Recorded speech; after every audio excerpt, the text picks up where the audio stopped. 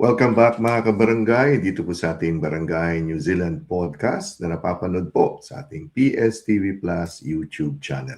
Ako po yung kaibigan sa papawid ng inyong Kuya Rene, yung Direk Rene, bumabati po sa inyo ng magandang malamig na gabi mula po dito sa Aotearoa, New Zealand. At magandang hapon sa ating mga kabarangay dyan po sa Pilipinas at magandang araw sa mga kaibigan natin sa buong mundo. Alam niyo mga kabarangay, dito po sa ating programa na napapanood niyo po sa PSTV Plus YouTube channel at shoutout nga pala, maraming salamat. 71,000 subscribers na po tayo. Tuloy-tuloy lang po tayong bibigay serbisyo publiko. Alam niyo po dito ay marami na po tayong na-feature the past years na iba-iba dito sa New Zealand, sa Pilipinas, sa Australia, Amerika, Canada, iba't ibang bahagi ng mundo. Meron na nga tayo naging panauhin, nagpo-podcast tayo habang siya ay nasa kalagitnaan ng Atlantic Ocean kasi siya ay nasa cruise ship. Sabi niya, nasa out of West Africa yata yung niya. Kaya ngayon sa gabing ito, naku, maswerte tayo. Dahil sa Europa naman tayo pupunta ngayon. At ito magandang kwento dito kung paano kami nagkakilala, yung mga kung ano-ano, yung mga anik-anik. Kaya ito po ang ating panauhin. Hindi ko mai-pronounce sa kanyang French family name, pero bigyan natin ng daan sa stream si kasamang Jana na dati kong kapitbahay. Ibig sabihin, hindi man kami nagkita pero magkasama kami dati sa Hamilton, New Zealand. Jana, magandang umaga dyan sa iyo. Kumusta na, Jana? Magandang umaga, Kuya Rene. Wow, sarap naman ng pakilala. Tama, ako nga po si Jana Chuo. Nakatira dito sa France, sa south of France, ng Antibes Juan-les-Pins. So certified Juana po ako dahil yan ang pangalan ng aking village. Pero maiden name, Kuya Rene, para madali, Esteban. Pero okay lang yan. I know Jana is better because mas international yung dating. Pero you pronounce this as to what? Actually, 2-0. So, it's actually 2-0. 2-0. 2-0. 2-0, yan. Mas madali for non-French speakers because I'm married to a Frenchman. And he's from the area of Brittany. So, Celtic. Yeah, so from the Celts. So, very, very not familiar, not popular. 2-0 actually is, in English, it means arrow. So, yung bow. No? So, it's an arrow. Yan. Arrow. Okay. Ang ganda ng Diba? Do you have kids already, Jana? Meron na? Yes, I do. So, I have 2 children. Oy, dalawa na. Yes, at boy, girl. So, okay yan. Tama na. Okay na. Tama na. Okay. So, thank you so much, Jana. No? And ngayon pa lang, nagpapasalamat ako kay Dr. Manny Gonzalez dahil siya po ang aking taga-FEU. Nakapanayan ko siya, nag-uusap kami. Tapos sabi niya sa akin, huy, meron akong estudyante na dati dyan sa New Zealand nasa France na. Gusto mo bang interview? Sabi ko, siyempre, Doc. Oo. So, eto na po tayo. Sama si Jana. Kwento muna, Jana, your backstory nung nasa Pilipinas ka. No? Alam ko, taga-Caloocan ka, no? Nag-aral ka ng high school sa La Consolacion, Caloocan. But nag-universidad ka sa kapitbahay tayo, sa Katipunan. Sa Ateneo ka, sa Miriam ako. Kwento ka nga, anong kwento mo doon? Naku, napakasarap na kwento po yan. Maraming salamat din kay Sir Manny. So, si Mr. Gonzalez is how I called him. So, si Sir Manny, he was my Civica at Kultura teacher in La Consolacion College in Caloocan City. I want to say the date. It's 1990. I'm a proud 90s kid who grew up there. And then College Ateneo, 1997.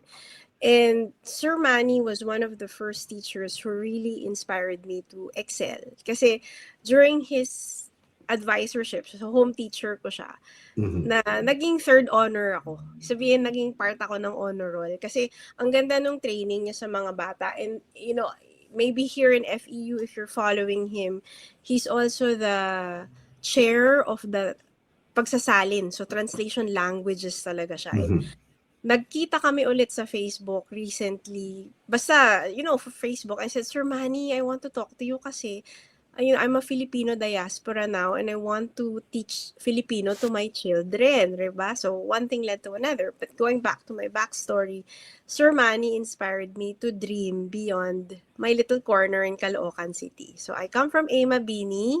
Kung fina-follow niyo si Erwan Hosaf, ano niya, finiture niya yan. So, malapit kami sa 10th Avenue, yung mga Chinatown, Grace Park, yan. Diyan ang La Consolacion College, sa San Roque. So, I was part of the campus journalist group. So, I really love writing stories. I love Okay.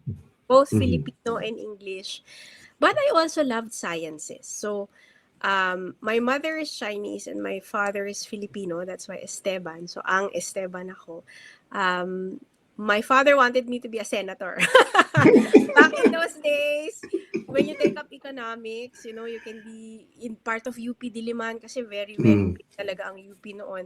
But I had other plans because I wanted to be the Indiana Jones of the Philippines. So, Indiana Jones talaga, ha? Indiana Jones, di ba? Pero wala kaming pera. Sa totoo lang, Kuya Rene, middle class ang parents ko. My dad was a salesman. My mom is an employee. And even if my lolos and lolas, they were well off, I still wanted, you know, to do it on my own with the grace of God. Okay. So, Mhm. sabi ni Papa, mag-UP ka, economics. Sabi ko, hindi, gusto ko sa kapitbahay, sa Ateneo. Kasi lahat ng kaklase ko sa Lako, nasa UP na eh. 16 years Ah, na po kaming magkakasama. Ayoko na sila makita. So, okay. I was only yeah, I think I'm the only one, La Consolacion College, Caloocan, who applied to the Ateneo, and at that time, the course I chose was BS Environmental Science. Mhm. Panahon ng UPCAT, panahon ng UST, yung mga entrance exam noong 1996, Mm. syempre passed everything, pero I chose Ateneo. Sabi ng tatay ko, nak, di natin kaya yan. Sabi ko, hindi, apply tayong scholarship, pap. O, pumasa naman. So, Mm. thank God, pumasa ng ES, and tuloy-tuloy na yun. Pero, Mhm. after ES, that was 2001, ito yung panahon nung Rio Plus 12, yung Sustainable Yes. Development. Oo. Nabanggit niya si Father Jet noong una. So, ang Ateneo, leader siya sa Clean Air Act, all of these Mhm. sustainable development things.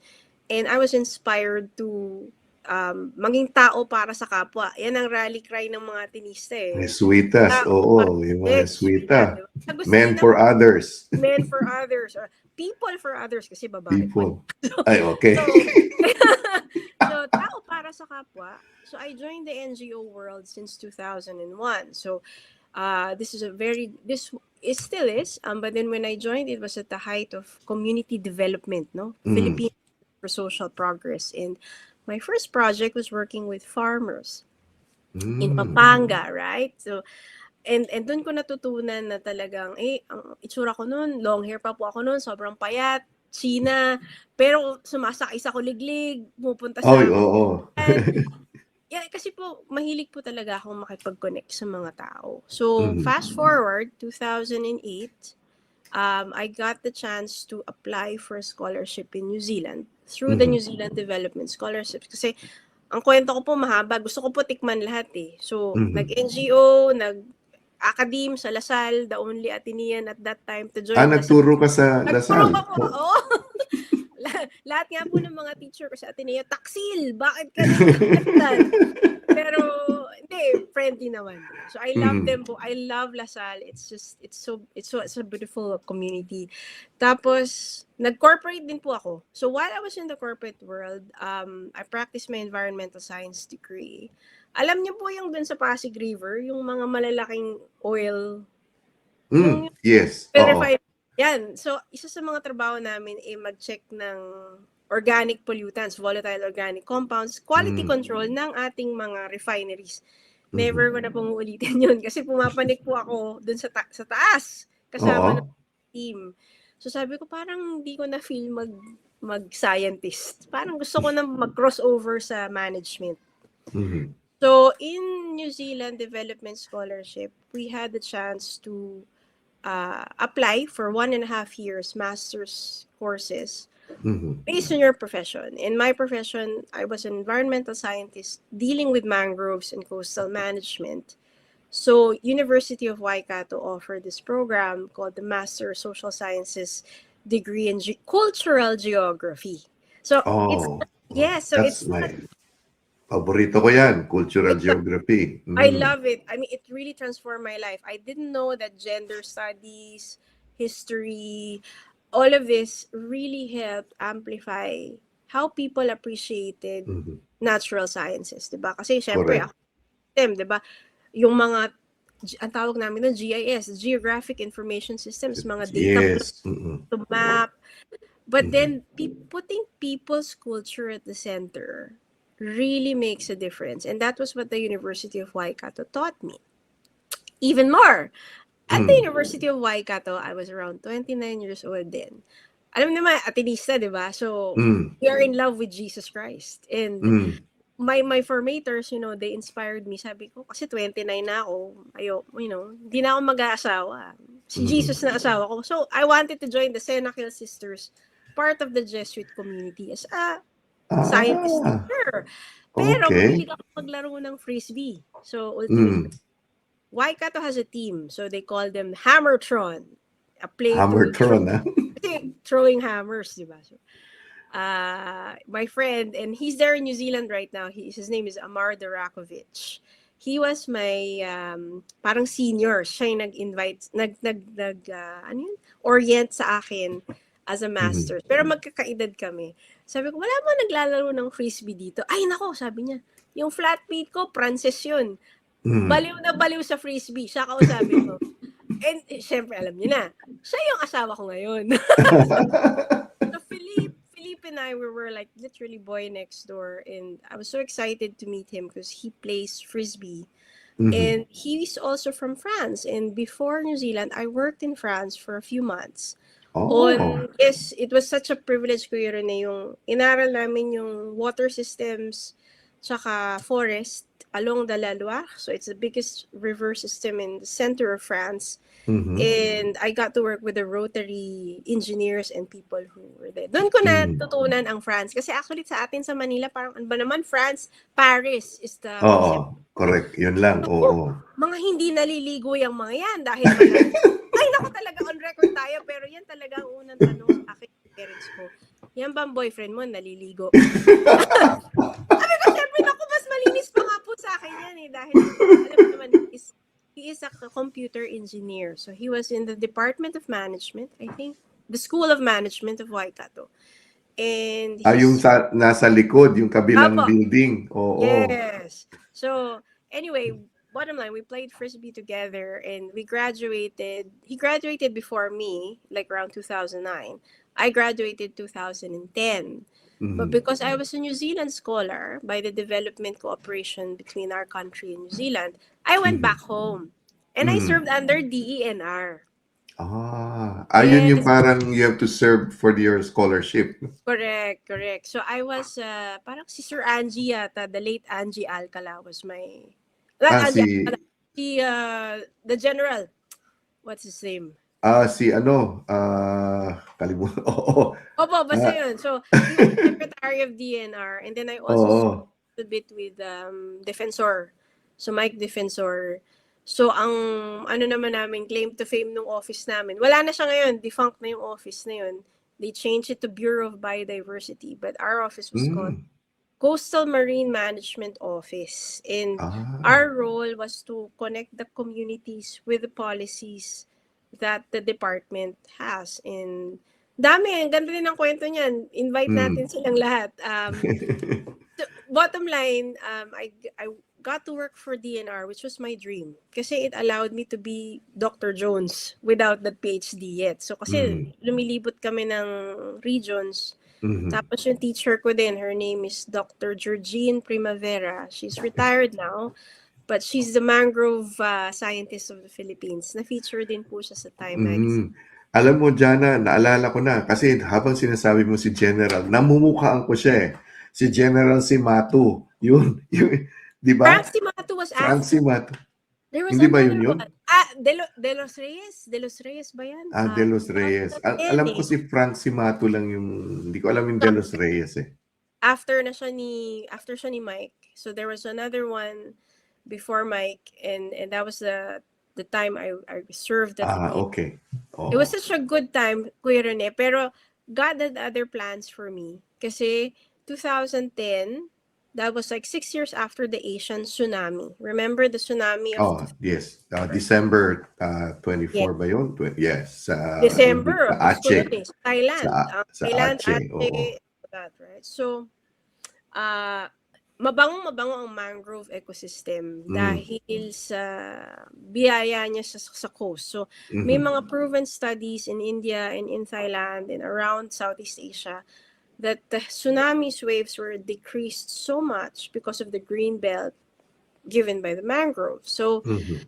there were a lot of openings for mangrove project officers in the region. One of them was the International Union for Conservation of Nature, Mm. IUCN. IUCN, okay. Yes, kilala po siya sa pagiging spokesperson for the endangered species of the world, Mhm. yung red list of species, World Mm. Heritage ng UNESCO, katulong siya sa pag-assess. Bottom line, it's a very big global conservation union. And they called out for a knowledge management position for mangroves. So Mhm. while I was at the department, sabi ng teacher ko tsaka nung head ko, no problem, you apply. Actually, you have more promise outside of the department. Don't constrain yourself here. Kasi Mm.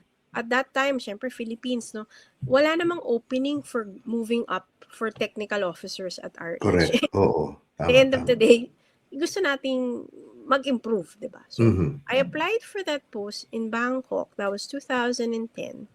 And by late October, I was hired. So, in short, I lived my life in Thailand, Bangkok, Mhm. for the regional office, from 2010 to 2000. Oh my gosh, 23. Ang tagal. To Ah? 2020. I was in So Bangkok for 13 years mm. working on this. Wow. Yes, Filipino diaspora na po ako noon by that time Mm. kasi my husband followed me to at that time di pa kayo mag-asawa sa New Zealand ha, but he wanted to marry me. But of Mm. course, I'm like, Lord, ayoko, di ba? But God had other plans kasi alam mo naman tayo Filipina, dalagang Pilipina. Sabi ko sa Mm. asawa ko, look, I'm Filipina. I do not believe in live-in. So Mhm. if you want to be with me, you have to go Mhm. to my father and ask for my hand in marriage. I kid you not, I said this. Mhm. This was 2009. So Yeah. 2010, he graduated. I went to Bangkok late. Okay. 2011, nagtrabaho pa siya sa New Zealand sa ag research. So Mm. 2011, he finished his contract. Si scholar din siya eh. He finished his contract with the Crown. And then he said, I want to come and see your father. Can you meet? Wow. Oh, diba? Sabi ko, ako nasa Thailand ako noon. Nag-ano pa ako noon, nag-field work ako to Cambodia. Sabi ko, look, I'll be in Phnom Penh in April. I can't meet you. But if you want, go to Manila, I'll endorse you to my father. And that's exactly what happened. My dad picked him up, stayed with him for 3 days until I arrived Mhm. in Manila. Pagdating ko, best friends na sila. Sabi ko, parang nagsisisi yata ako ah. So, hindi na kailangan sabihin ni Philip na, sir, pakakasalan ko po ang anak ninyo. Mhm. Pagdating ko, anak, with my blessing, go. Ano nangyari dito? So anyway, that was really good. So it was God's gift. Ganon din ang nangyari sa amin. Yung sa anong nanay niya, hindi nagsasalita ng English. Actually, he is the first English speaker in his In family. their family. Okay. Mm. So, syempre alam naman sa French, parang sa kanila, very normal that if you have a girlfriend, that's one step into marriage. So, they were ready that I was the life partner of their son. Mhm. But the mama, syempre ako I prayed. Sabi ko, Lord, give me a sign that this man will Mhm. be the partner that you give me. And I want him to be Christian. Okay, sige. Mhm. So, hindi naman nagsasalita asawa ko kasi hindi naman madaldal. Kung ano yung daldal ko, siyang tahimik ni Philip. Okay? Sige. So, si Mrs. Chuo, her name is Jacqueline, first time to see me, very nice, very gracious. And then, very, very direct. So, si Jana, do you believe in Jesus? Because He's very important to us. So, ayun na. Yun na yung hallelujah moment na, okay, mukhang nag-aalay ng lahat. Oo. Oo nga, So, no? Oo. why am I telling the story? Because in Bangkok, that was where we got married, Kuya Rene. Mm. we did not get married in Philippines because it's so difficult to get married to a foreigner in Manila. Ganun? Yes! Naku, pinag-aralan namin yan. 2011 kaming gusto naming magpakasal dahil lang lola ko ay Guadalupe. So we wanted to be married on the feast day of Guadalupe, December 12, 2012. Siyempre, pamahiin yung Yes. 12, 12, 12. Oo. Hindi naman pala pwede dahil ang daming kailangan, Catholic tayo sa Pilipinas, pero kailangan ipruweba na magkasambahay na kayo for 2 years. Parang paano mangyayari yan? Kaya gusto namin magpakasal, di ba? Pero it really is for a foreigner in a Filipina to be married, have to have Talaga? that they have already cohabited. So it was bizarre. And then we have to undergo 6 months of marriage training, counseling. But we can't because we're both working. Correct. So in Bangkok, syempre the Filipino diaspora din and the Thais who married foreigners. Ay nako ate, eto gawin mo. Punta kayo sa Bangrak, mag-apply kayo, in 1 hour, kasal na kayo. Okay? So sinundan namin yun. Ang ganda kasi ako talaga ang asawa ko nagbarong. Ako yung simple lang pero kasi pipirma lang naman ng papers. Apparently in Thailand, for foreigners, you have to sign a marriage license, and then you can do whatever faith ceremony if you want. Namin sa church eh. So we signed. Naku, kuya, tawa na tawa nga yung mga tao kasi Thai at saka another person ang witness eh. So, yung Thai, eto literally, marriage paper, parang BIR, alam mo, wedding, marriage license, divorce sa kabila. sabi ng Thai, yan, Kunjana, if tomorrow you change your mind, easy to go. But no, it was really good. So we got married, license, and so we had that month between February to sign, and then December, we were going to have a church wedding. Okay. In Thailand. We're also working eh, di ba? Parang siyempre kailangan namin ng livelihood. Tsaka yung aming visa is tied to that. So anyway, both the French and the Filipinos have never been to Thailand, our side of the family. But because of money, di ba? Self-paying kayo, guys. If you wanna come attend our wedding ceremony, pay for yourself. Which was a good strategy kasi naging 30 people lang yung aming wedding guests. So, madali. Ang maganda, Pilipino. Di ba ang nanay ko Chinese? They've never had a passport all their lives. It's only me and my brother. He's a teacher, by the way. So, he's a teacher. So, sabi, sige ate, I'll help mama and papa have the passport. My mama was born 1947. My papa, 1953. In those days, di ba, ang civil yung mga records, My father was unknown kasi hindi siya dineclare. My mother was Chinese. So, it was so funny when they were applying for the passport. Si Papa nagawa ng paraan kasi pwede namang gawa ng apostilang unregistered births nung araw. Pero si Mama, registered siya as a child of a Chinese citizen in 1947 kasi nung nag-change ng constitution ng Pilipinas, hindi naman oath-taking ang nanay ko, hindi siya nagpalit ng whatever. Hindi naman kasi alam to ng inavotas. So, what does an avotas girl know, right? So, the Department of Tourism, the one where Immigration. Immigration. Pasay yan, along Rojas Boulevard. Sabi, ma'am, kayo po ba si Alicia Oliveros Ang? Oo, pero Esteban ako. Sabi, ma'am, you are still a Chinese citizen in our records. What? Oo, so hindi siya pwedeng bigyan ng passport kung kasi hindi siya Pinoy. Oo. Sabi niya, sabi ng nanay ko, si Batay, anak, I voted under 5 presidents. I am receiving pension from the government. How can I not be a Filipino citizen? Hindi po, ma'am, kasi ganito yung nangyari, So for you to have a passport, you have to take an oath of allegiance to the country and then we can proceed. So, then, kung hindi pa nag-asawa si Hanalesa ng Francis, hindi namin malalaman yung status niya. Na pala. So, in short, we got the passport. Sabi ng asawa ko, you should have told na Lola to keep her Chinese citizenship so we can go to China anytime. But I said, no, no, no. So, in short, people converged in Thailand. We became the first Filipino-French international family. Okay. And then, both our children were born in Thailand. So, one in 2014 Oh, and one in 2020. It was such a beautiful experience. But because we are two cultures, and this is where I'm coming at now, why Sir Manny and I connected.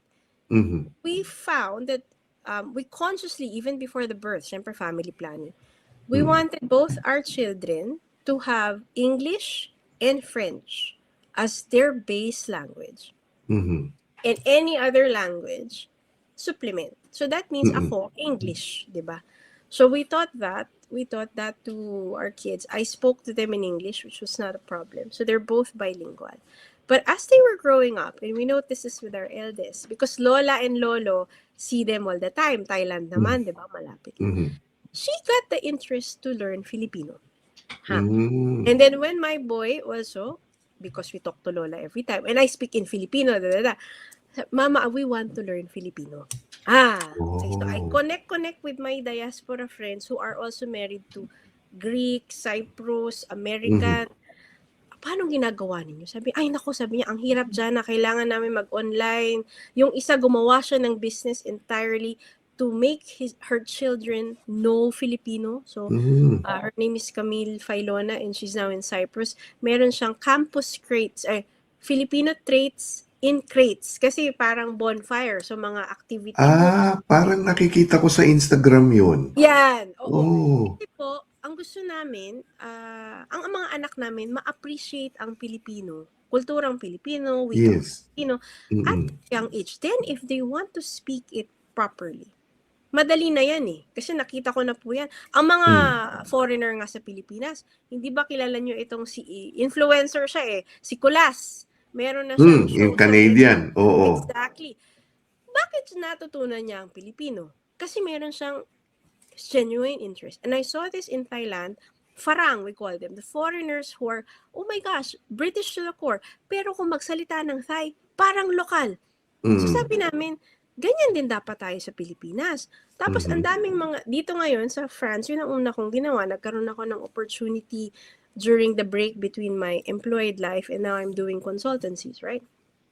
I had opportunity to talk to embassies na parang, hmm, oo, sige ma'am, sige, connect lang po kayo, pero wala po kaming formal program for educating the young people or the children even. So, very, very hmm, sporadic. So, I said, Sir Manny, do you have any recommendations? Kasi ako yan, cottage industry ito if ever. I'm building up, my information so that at some point, if we have enough critical mass, we can help our children who are living in third culture, di ba? Third culture kid mentality. third culture kid, yes. Exactly.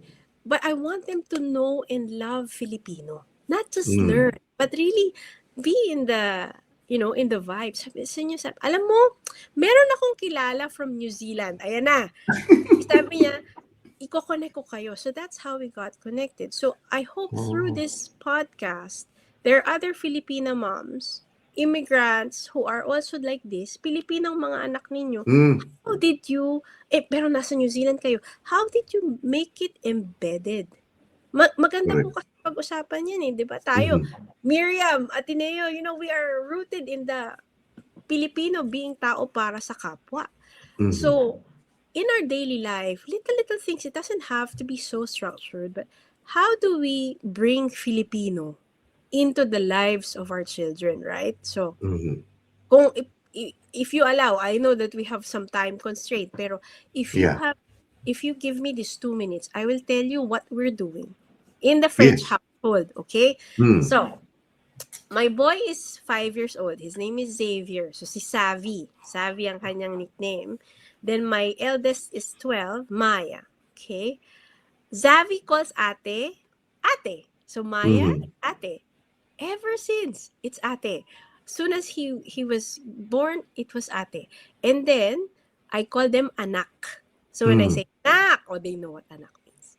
Then, discipline. Anak ko, 5 years old, 12 years old, disiplina ha. Pag Mhm. nagtagalog na si mama, opo mama. Yeah. Ah. That's how we do it.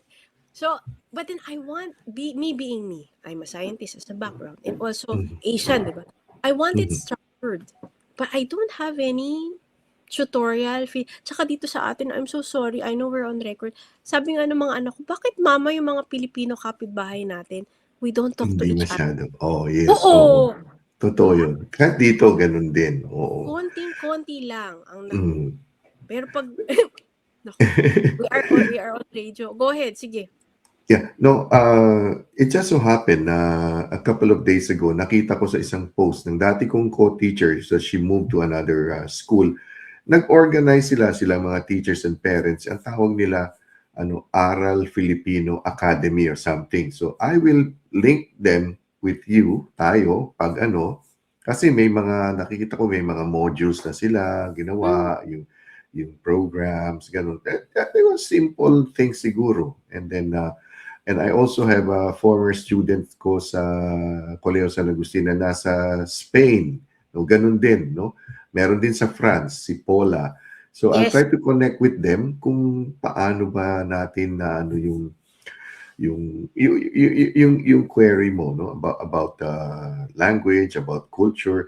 Pero yung yung taga Cyprus ba yun, yung Camille, pina-follow ko siya sa Instagram yung crates. Oo, maganda din yun eh.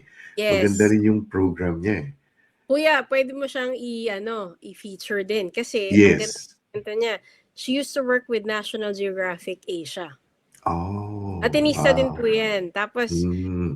but I really love her mindset kasi yung Inglesera yan kung kilala ko siya Mm. sa college. She attended my wedding. She was one of the few. Mga friendships namin. Oh, nako, we have this group and it's lovely how everybody's connected, no? How we all start out as, like friends and then tagni-tagni na. Mm. So Camille, her dream is also the same. She wants to embed Filipino culture, but their lingua franca is English. So how do Mm. they do it? Through food, celebration. Siya medyo Yes. structured siya eh. Kami nga medyo free-flowing pa. But I would Mm. love to hear from your connections. Itong Yeah. module-orientated. Mm. Kasi yan ang aking backup plan. Okay? So I know Mm. that I'm still working now. But in the future, I would love to do that. Give back to the community. Kasi kaming Mm. mag-asawa, yan ang dream namin. When the kids are now settled in college, that's 10 years, 20 years Mm. from now, mag-around the world naman kami. Ang base namin, gusto namin Pilipinas. Talagang, Ah. we really love Filipinos. And Mm. we have the Philippines. France, of course, because he is French. Yes. Mm. But then, the beauty is we want 6 months dito, 6 months doon. Oh, nice. Oo. Aotearoa nga, babalikan pa namin ako sana nga sa climate change ay hindi lumubog ang ilang mga islands natin. Naku, we want to go back to New Zealand. That's one of our dreams because we want Mm. the kids to also see it. To also see where everything started, dyan sa And it's such a beautiful place. Ako, maganda pa rin po ba ngayon? Naku, saan kami Yes, tumatambay? oo. Maano pa rin. Coromandel. We used to go to Coromandel. Yes. Coromandel, oo. And then Tauranga, Rotorua, di ba? Hawke's Bay, Kuya Rene, ang Hawke's mga Bay, anak, yes. ang mga anak sa Oo. Thailand. Yung Grabe. nice. I'm in wine country, but both me and my husband, Mas Sauvignon in Marlborough and Hawke's Bay. mas yung wine dito compared to dyan Ayun. sa inyo, sa France, no? Masarap po kasi yung fresh. Yes. Oo, oo. Alam mo, Jana, I know you have another meeting, no? So siguro pwede pa natin naman to as part 2 or but I will take up yung pinasa mong bola sa akin. So ano natin kung paano but I'm so happy and so grateful to Doc Manny, no? Talagang si Sir Manny marami siyang mga gems na kasi meron din siyang pinakilala sa akin yung head ng Philippine Translators Association or something, si Wow. Dr. Rocky ng Lasal. So siya din yung nagta-translate kasi minsan dito pag may mga kaso tapos may mga Pilipino, so inaano kami yung parang translate mo kasi Bisaya siya o Ilocano Oh, siya, parang ganon. that's So really good. tingnan mo, naku, siguro episode 2 yan, Kuya Rene. Ano ang edge ng mga Pilipino kontra Yes. sa mundo? Or hindi Mhm. kontra, pero bakit tayo nagsa-thrive? Kasi Yes. it's such a beautiful thing. Naku, next time na, pero Yeah. Oo. dalawang Pilipino kami dito sa aming current place. So, if Mhm. you're gonna look me up on LinkedIn, I'm connected to a partnership in Geneva. So, it's Swiss, right? So, international. Pero ang napansin namin sa aming dalawang Pilipino, kami, ang pick up namin ganyan. Alam na namin kung bakit ang aming mga, I'm not gonna say the nationalities, but the bureaucracy from the different cultures, it's Matagal like bago mag-ano. 1 week difference. Oo.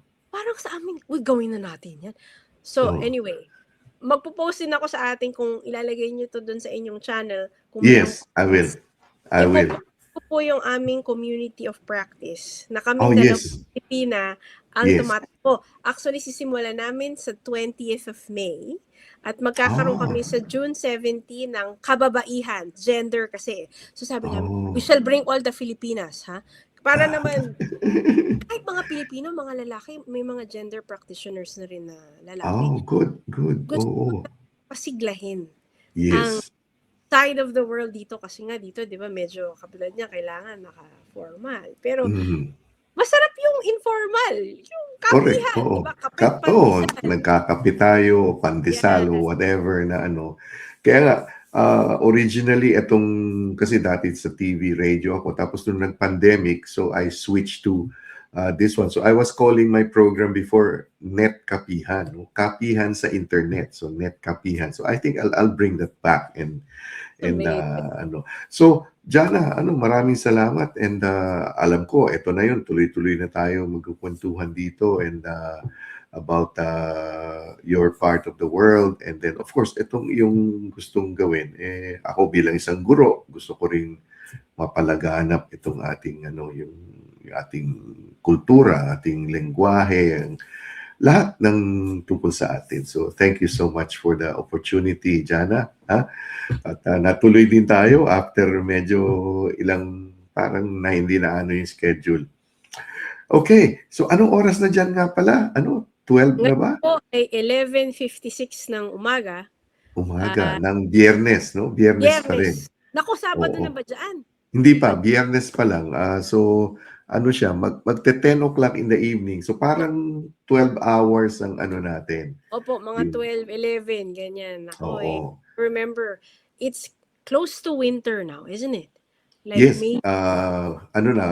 late autumn. So, winter is June 1. So, malamig na, super. Oh my gosh. Let's Pero, dedicate an episode for memories in New Zealand. Yan. Oo, hindi, tsaka mas malamig sa Hamilton kasi mas mababa tayo eh. As you go lower the North Island, lalong lumalamig. So, Opo. mas malamig sa Hamilton. But saan ka sa Hamilton? You were saying near the university, di ba? I lived inside the university. So, okay. really, right.